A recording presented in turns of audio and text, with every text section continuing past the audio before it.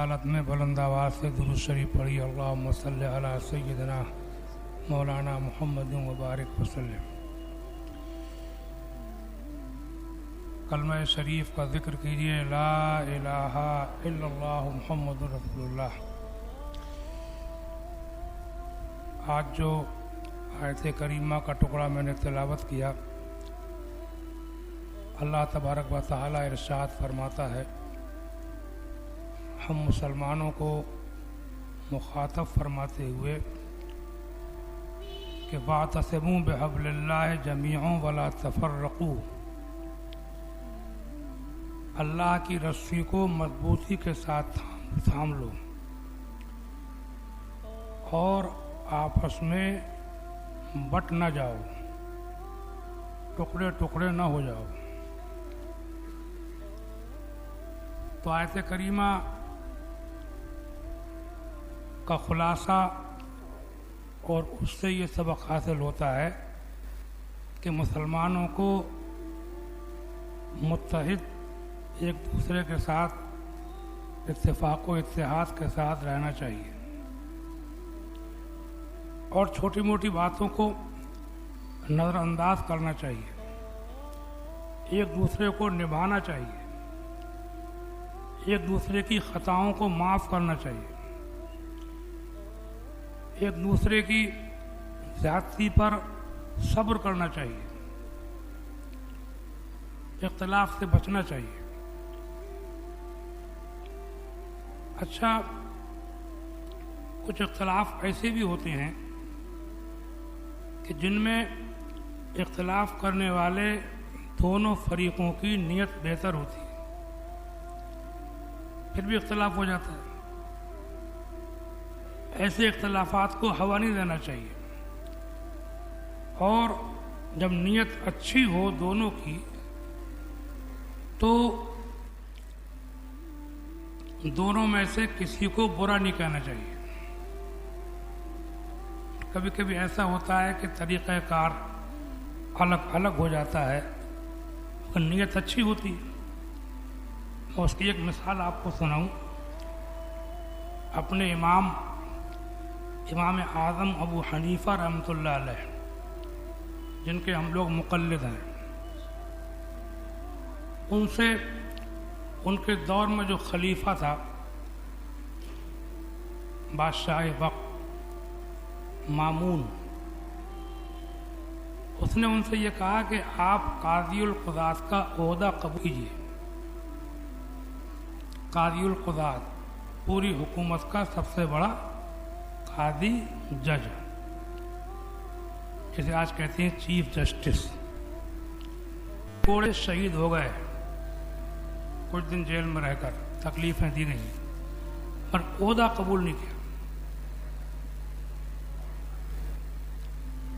اس کے بعد ان کے ایک شاگرد تھے، مشہور ہیں امام ابو یوسف رحمۃ اللہ علیہ۔ ان سے جب خلیفہ نے کہا کہ آپ عہدہ قبول کیجئے تو انہوں نے عہدہ قبول کر لیا، قاضی القضات بن گئے۔ قاضی ابو یوسف ان کا نام کے ساتھ جڑا ہوا ہے، قاضی۔ تو ان سے کسی نے ایک مرتبہ یہ پوچھا کہ آپ کے استاد نے جب عہدہ قبول نہیں کیا تو آپ نے عہدہ قبول کیوں نہیں کیا، کیوں کیا؟ تو انہوں نے فرمایا کہ وہ اللہ سے اتنا زیادہ ڈرتے تھے کہ انہیں یہ خوف طاری تھا کہ قاضی بننے کے بعد مجھ سے اگر کوئی غلط فیصلہ ہو گیا تو مجھ کو قیامت کے دن حساب دینا پڑے گا۔ خوف و خشیت ان کی بہت بڑی ہوئی تھی، خدا سے ڈرنے کے منصب پہ بہت اوپر فائز تھے وہ، کہ ڈر سے کہ مجھ سے کوئی غلط فیصلہ نہ ہو جائے انہوں نے قاضی القضات کے عہدے کو قبول نہ کیا۔ اور میں نے یہ عہدہ کیوں قبول کر لیا؟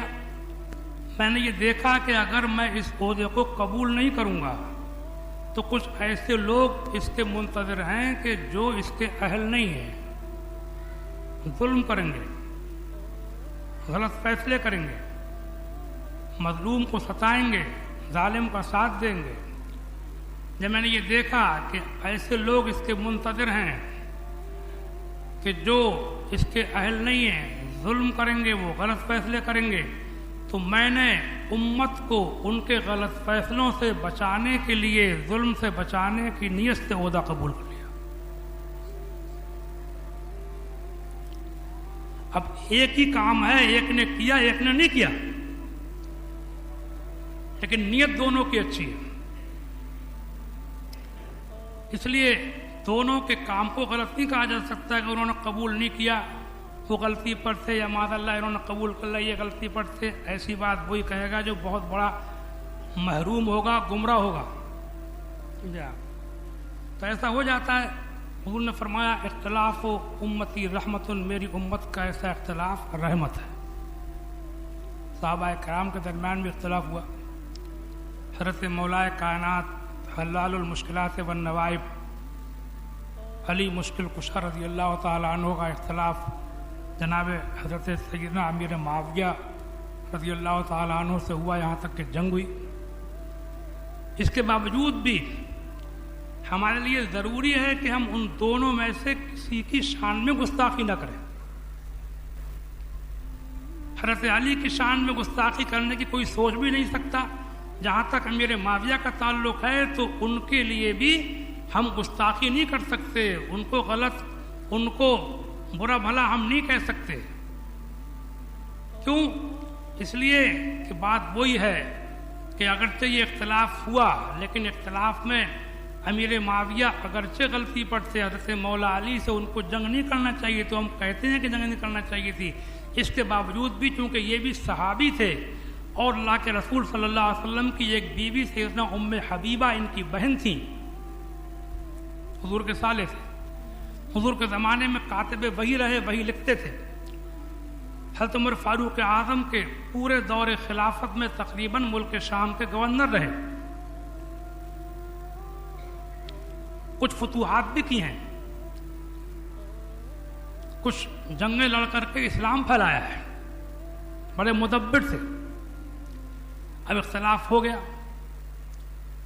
لیکن ہمارے علماء اہل سنت پوری تاریخ میں جتنے بھی سچے بھلے اچھے مخلص علماء ہوئے ہیں، انہوں نے کبھی بھی امیر معاویہ رضی اللہ تعالیٰ عنہ کی شان میں کوئی بے ادبی کا جملہ نہیں بولا ہے۔ اچھا اختلاف بھی تھا۔ مجھے ایک بات یاد آتی ہے کہ ایک مرتبہ کہیں میں نے پڑھا ہے کہ ایک روم کے بادشاہ ہرقل اعظم نے ان کے پاس خط لکھا کہ مسلمانوں میں آپس میں جنگ ہو رہی ہے، لاؤ فائدہ اٹھا۔ یہ وہ رومی تھے کہ مسلمانوں سے برابر پسپا ہوتے چلے رہے، مسلسل پسپا ہوتے رہے۔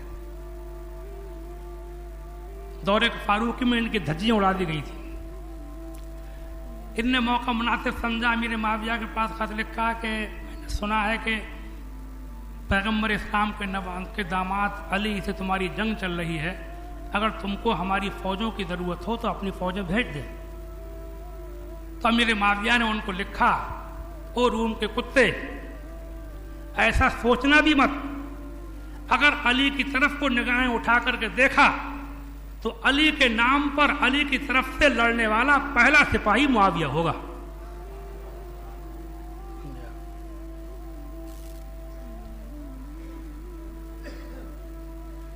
تو بات وہی ہے کہ نیت ان کی بھی یہی تھی، یہ سوچتے تھے کہ میں بہت مدبر ہوں، ان کے دماغ میں یہ بات تھی میں اسلام کو جو فائدہ پہنچاؤں گا حضرت علی سے وہ نہیں پہنچ سکے گا، سمجھا آپ؟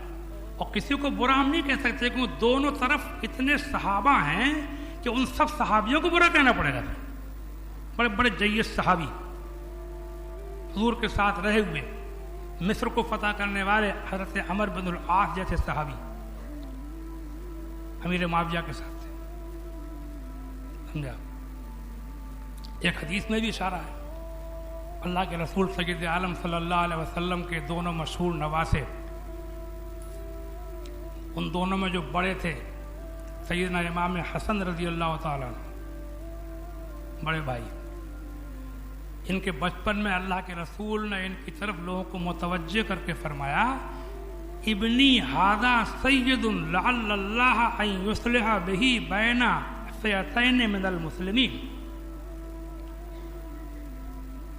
مشہور حدیث ہے، سیاستہ کی کتابوں میں ہے. حضور فرماتے ہیں ابنی ھذا سیدن، میرا یہ بیٹا سردار ہے، سردار ہے. لعل اللہ، امید یہ ہے کہ اللہ تعالیٰ ان یصلح بہ بین فئتین من المسلمین، مسلمانوں کے دو گروہوں کے درمیان اس کے ذریعے سے اللہ تعالیٰ صلح فرمائے گا. یہ دو گروہ کون تھے؟ ایک حضرت علی کا، ایک حضرت امیر معاویہ کا. حضرت علی کے وصال کے بعد، شہادت کے بعد 6 مہینے امام حسن خلیفہ رہے، اور اس کے بعد حضرت امیر معاویہ کے ہاتھ پہ دستبردار ہو گئے اور خود مدینہ شریف میں رہ کر کے عبادت کرنے لگے، ذکر و شکر اندر مشغول ہو گئے، اور خلافت کے امور سب ان کے سپرد کر دیے، چھوڑ دیا.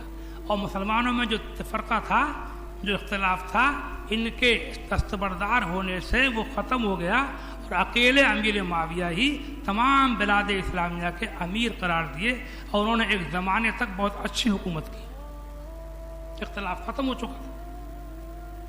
ایک سوال یہ بھی پیدا ہوتا ہے کہ اگر امام حسن، اگر حضرت امیر معاویہ اس کے اہل نہ تھے، اگر وہ اس لائق نہ تھے، وہ یزید کی طرح غلط آدمی تھے، فاسق و فاجر بدکار تھے، تو جیسے امام حسین نے انتہا کر دی جنگ کی کہ اپنا سارا کنبہ قبیلہ شہید کرا لیا، خود بھی شہید ہو گئے، بچے بھی شہید ہوئے، آنکھوں کے سامنے گھوڑوں سے گرے، اس سب کو دیکھتے رہے مگر یزید کے ہاتھ پر بیعت نہ کی. اگر امیر معاویہ بھی ایسے ہی ہوتے یزید کی طرح تو ہرگز امام حسن ان کے ہاتھ پر دستبردار نہ ہوتے. جب حسین نے یزید سے جنگ لڑی تھی، حسن امیر معاویہ سے جنگ لڑتے،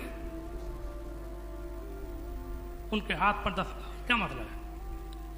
حضرت علی سے تو جنگ ہوئی، حضرت علی سے ان کا کوئی مقابلہ نہیں تھا. انہیں ہمارا علماء نے یہ فرمایا ہے کہ وہ جنگ ان کو نہیں لڑنا چاہیے تھی، اور ان کی خطا تھی، مگر یہ خطا اجتہادی تھی. ان کے صحابی ہونے کی وجہ سے ان کا احترام کرتے، ان کے شان میں کچھ نہیں کہہ سکتے. لیکن اگر وہ واقعی اس کے لائق نہ تھے تو امام حسن نے ان کے ہاتھ پر صلح کیوں کی؟ اور اللہ کے رسول نے اپنی حیات ظاہری میں اس طرف اشارہ فرما دیا، بلکہ کلیئر کر دیا، صاف کر دیا کہ میرا یہ بیٹا سید ہے، میرا یہ بچہ سید ہے، سردار ہے، آقا ہے، مولا ہے، عام لوگوں کی طرح نہیں ہے بلکہ یہ سید ہے. لعل اللہ ان یصلح بہ بین فئتین من المسلمین، امید ہے کہ اللہ تعالیٰ اس کے ذریعے مسلمانوں کے دو گروہوں میں صلح کرا دے گا. اور دونوں گروہوں کو حضور نے مسلمانوں کا کہا، بین فئتین من المسلمین، دو مسلمانوں کے گروہوں میں، یعنی دونوں کو حضور نے مسلمان کہا. تو حضور نے جب دونوں کو مسلمان کہا تو ہم بھی دونوں کو مسلمان کہیں.